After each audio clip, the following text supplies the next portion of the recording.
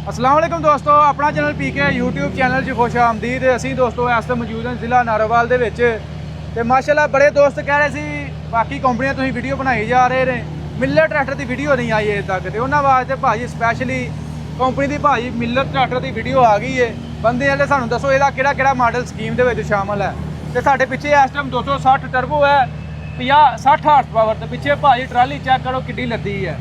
ਤੇ ਪਹਿਲਾਂ ਮੈਂ ਤੁਹਾਨੂੰ ਦੱਸਦਾ ਜਾਵਾਂ ਜੀ ਕਿਹੜਾ ਕਿਹੜਾ ਮਾਡਲ ਹੈ ਸਕੀਮ ਦੇ ਵਿੱਚ ਸ਼ਾਮਲ ਹੈ ਮਿਲਰ ਟਰੈਕਟਰ ਦਾ।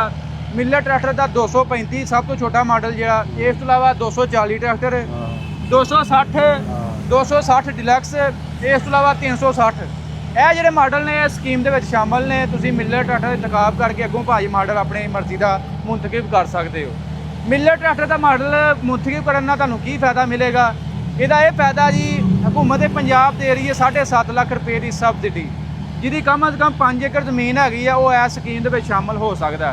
ਅਗਰ ਤੁਸੀਂ ਮਿਲਰ ਟਰੈਕਟਰ ਦਾ ਇੰਤਖਾਬ ਕਰਦੇ ਹੋ ਤਾਂ ਤੁਹਾਨੂੰ ਭਾਜੀ ਮਿਲਰ ਟਰੈਕਟਰ ਜਿਹੜੀ ਹੈ ਬੇਸ਼ੁਮਾਰ ਕੀਮਤੀ ਇਨਾਮਾਤ ਦੇ ਰਹੀ ਹੈ। CD70 ਆ, ਤੁਹਾਨੂੰ ਮੋਬਾਈਲ ਫੋਨ ਵੀ ਮਿਲਣਗੇ।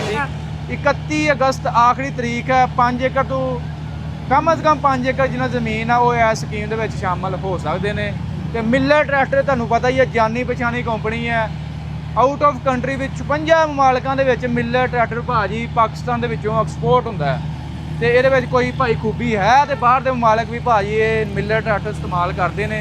ਨਾਲ ਸਾਡੇ ਫਾਰਮਰ ਵੀ ਮੌਜੂਦ ਨੇ ਜਿਹੜੇ ਭਾਜੀ 260 ਟਰੈਕਟਰ ਰੋਡ ਤੇ ਲੈ ਕੇ ਜਾ ਰਹੇ ਸੀ। ਮੈਂ ਕਿਹਾ ਉਹ ਭਾਜੀ ਜ਼ਿਮੀਂਦਾਰਾਂ ਨੂੰ ਦੱਸੀਏ 260 ਜਾਂ 240, 235, 260 ਡਿਲੈਕਸ, 360 ਵੀ ਤੁਸੀਂ ਭਾਜੀ ਗ੍ਰੀਨ ਟਰੈਕਟਰ ਸਕੀਮ ਦੇ ਵਿੱਚ ਇਹਨਾਂ ਦਾ ਅਪਲਾਈ ਕਰ ਸਕਦੇ ਹੋ, ਇਹਦਾ ਇੰਤਖਾਬ ਕਰ ਸਕਦੇ ਹੋ।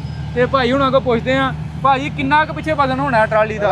500 ਮਣ ਪਾਣੇ ਆ। 500 ਮਣ।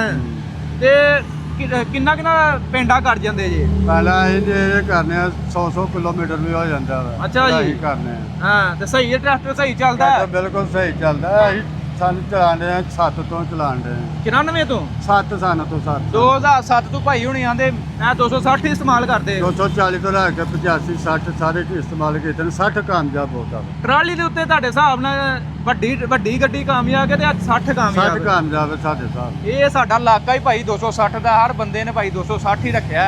ਇਹ ਭਾਜੀ ਤੁਸੀਂ 260 ਵੀ ਇੰਤਖਾਬ ਕਰ ਸਕਦੇ ਹੋ।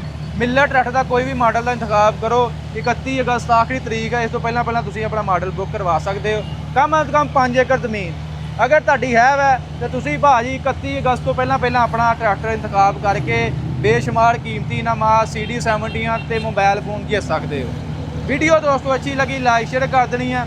ਇਨਸ਼ਾਅੱਲਾ ਮਿਲਾਂਗੇ ਜੀ ਨੈਕਸਟ ਵੀਡੀਓ 'ਚ। ਓਕੇ।